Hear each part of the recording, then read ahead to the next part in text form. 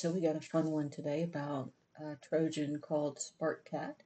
Eset, I think I spelled it right, discovered this Trojan in the app stores. And let's see how they did that. So first of all, let's go through some of the references. I want to make sure that give people credit and sites credit. So went to the Kaspersky site, listened to the podcast on Security Now, went to securelist.com and welivesecurity.com websites. And so these are the articles and or the podcasts that I listened to regarding this particular incident. All right, so the short story is Eset discovered malware that steals data from photos by using optical character recognition, which is OCR, to detect text, specifically targeting cryptocurrency wallet information, such as recovery phrases, I think they're also called seed phrases, backup codes, etc. SparkCat has been found in various types of apps, including food delivery services, AI-powered messengers, and has been downloaded over 242,000 times in Google Play. I think it also seems to have targeted Japan, Indonesia, maybe a couple of countries over in Asia. So the summary is someone will download the infected app. I have the list and one of the references that was provided by Kaspersky. The app requests gallery permissions, and then that malware executes OCR, runs in the background, and sends that information to the command and control center. So the malware executes the OCR, goes into your gallery, finds what it's looking for.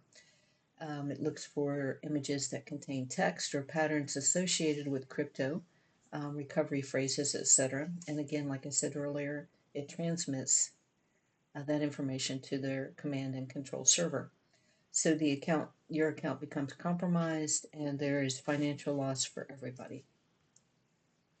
So app stores, these are some of the definitions that were in the article, some of the key terms. So the app stores, Google Play and the Apple App Store are victims of this malware. So these are platforms that users download and purchase programs that can be used on their devices. App stores by reputation are usually more secure than other sites that are not the official Google Play or Apple App Store. This is the first known case of an app infected with OCR spyware being found in the Apple's official marketplace.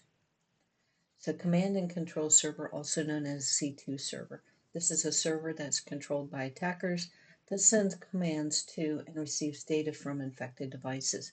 In this particular case, the C2 server receives the stolen information extracted through OCR, which is optical character recognition. So what is gallery access? If you pop up your phone or a device, you'll see that you can provide permission, you can grant permission to an app to access your device's photo and video libraries. This malware often requests this permission to scan for sensitive information within these images. So that's where this comes into play.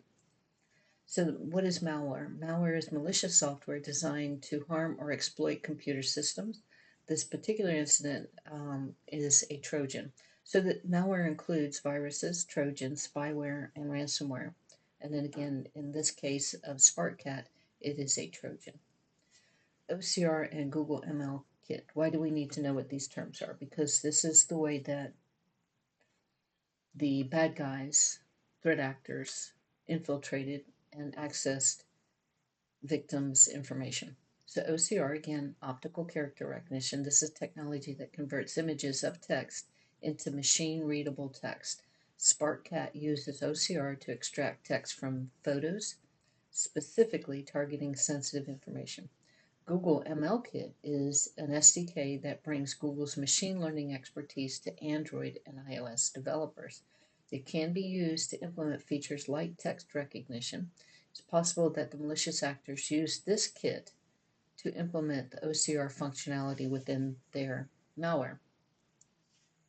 Seed phrases or recovery phrases. These are a series of words, usually 12 or 24, that serve as a backup for cryptocurrency wallets. These phrases are crucial for recovering access to the wallet if the device is lost or damaged.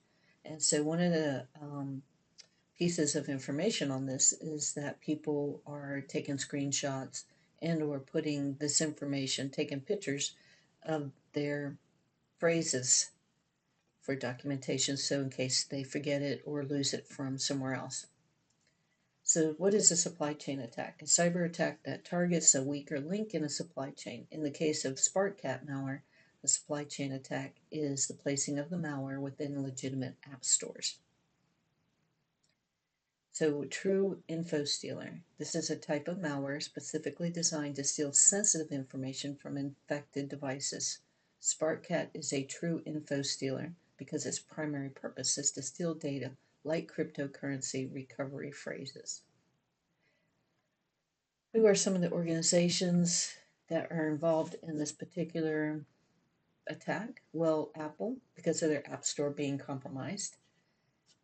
They did remove the malicious applications once they were informed. Eset is the cybersecurity company involved in this incident. They're the ones that detected it and found it, and they did the research that also discovered that it was in both Google and Apple stores.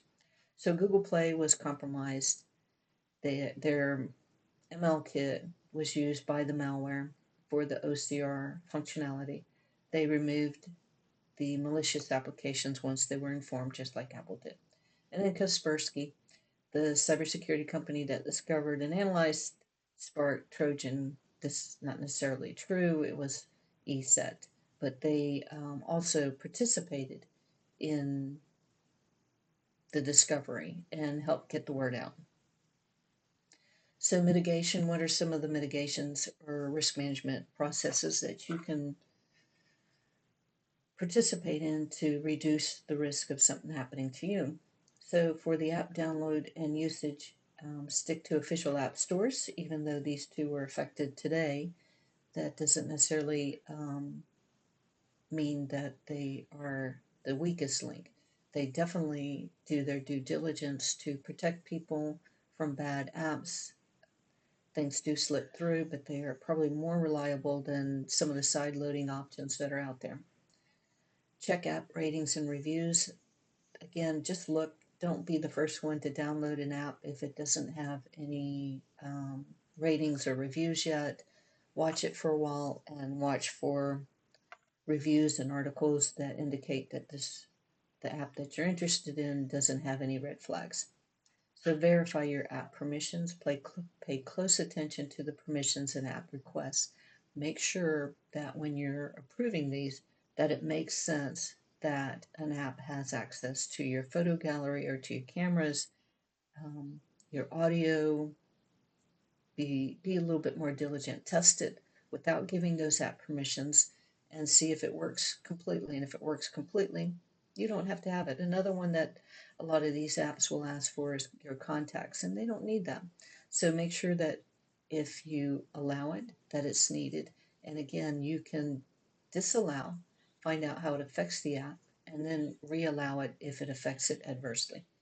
Keep your apps and operating systems updated. Regularly update your operating system and your apps on a regular basis. So data protection, avoid storing sensitive information in screenshots. Don't take pictures of your images, don't take pictures of your passwords, don't do screenshots of them. Try to use a password manager instead. Be cautious of OCR technology. Understand that optical character recognition technology is used by malicious actors to steal data. Think about your copy and paste stuff as well. Think safety first. If you think your crypto wallet has been compromised, create a new wallet and transfer the funds and try to protect yourself. Crypto wallets are the most vulnerable part of being a crypto owner. General security practices: install security software, stay informed about the latest cybersecurity threats, exercise caution when interacting with unfamiliar apps and websites. So delete unfamiliar apps, delete apps you don't use on a regular basis, and download apps that have high volume of downloads and reviews. Pay attention to negative reviews. So incident reporting: be aware of how you can report incidents. In the United States, you can contact the FBI, You can report it to CISA. You can notify NSA. If you're from Australia or Canada, there are options too. You can visit their cyber.gov.au for Australia, and you can report incidents by emailing CCCS in Canada, and there's also one here for New Zealand, and you can report your incidents there as well. It's important to know where you can report incidents, and sometimes, this is geared towards organizations who have been affected, but it might be wise to also know how to reach out to people if you think that you have been a victim of a cybercrime. Again, the references here are from SecureList, from We Live Security, from Security Now, and from Kaspersky. This is a pretty interesting one. It shows how vulnerable even diligent sites are and reputable companies are to being victimized by threat actors and bad guys, and you still, as a consumer, need to be aware of how this affects you and how you can protect yourself. Thank you. See you later. Bye bye.